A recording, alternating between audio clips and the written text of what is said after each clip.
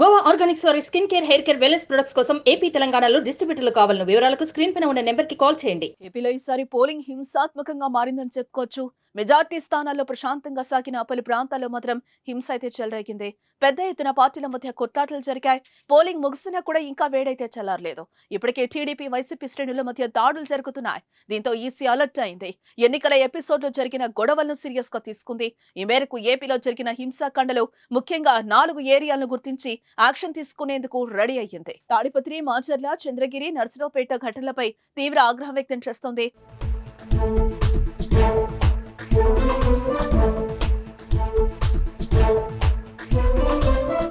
గొడవలపై వివరణ ఇవ్వాలని బుధవారం ఢిల్లీకి సీఎస్ జవహర్ రెడ్డి, డీజీపీ హరీష్ కుమార్ పిలుపునిచ్చుకుంది. గొడవలకు కారణాలపై ఆరా తీస్తోంది. ఘర్షణలకు కారణమైన వారిని, పాల్గొన్న వారిపై కఠిన చర్యలు తీసుకోవాలని ఈసీ ఆదేశించినట్టుగా తెలుస్తోంది. గొడవల్లో పాల్గొన్న వారు ఎవరైనా సరే ఉపేక్షించేది లేదని AP CEC Mukesh Kumar Meena clarity ఇచ్చారు. ఇప్పటికే నర్సరావుపేట, మాచర్లలో ముఖ్య నేతలను హౌస్ అరెస్టు చేసినట్టుగా చెప్పారు. చంద్రగిరిలో దాదాపు 30 మందిని అదుపులోకి తీసుకున్నట్టుగా వివరించారు. ఎన్నికల రోజు 9 ప్రాంతాల్లో ఈవీఎం మెషిన్లను ధ్వంసం చేసినట్టుగా గుర్తించారు. సీసీ కెమెరా ఫుటేజ్ ఆధారంగా ఒక్కొక్కరిని గుర్తించి సివియర్ కేసులు ఫైల్ చేస్తున్నారు. మరో 2 రోజుల్లో అందరినీ గుర్తించి జైలుకు పంపిస్తామని చెప్తున్నారు. మే 13న పోలింగ్ సందర్భంగా పల్నాడు జిల్లా అట్టుడికింది. మాచర్ల, నర్సరావుపేటలో భారీగా గొడవలు జరిగాయి. వైసీపీ, టీడీపీ నాయకుల మధ్య రాళ్ల దాడి చేసుకున్నారు.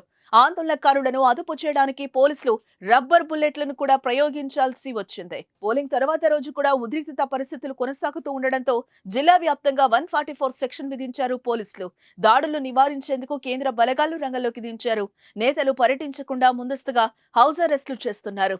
నర్సరావుపేటలో ఎమ్మెల్యే గోపిరెడ్డి శ్రీనివాసరెడ్డి, టీడీపీ అభ్యర్థి అరవింద్ బాబును గృహ నిర్బంధంలోనే ఉంచారు. ఎమ్మెల్యే కాసు మహేష్ రెడ్డిని హౌస్ అరెస్టు చేశారు. ఎమ్మెల్యే పిన్నెల్లి రామకృష్ణారెడ్డి సోదరుడు వెంకటరామిరెడ్డిలను కూడా హౌస్ అరెస్టు చేశారు. తాడిపత్రి, చంద్రగిరి నియోజకవర్గంలో కూడా భారీగా భద్రతా బలగాలను మోహరించారు.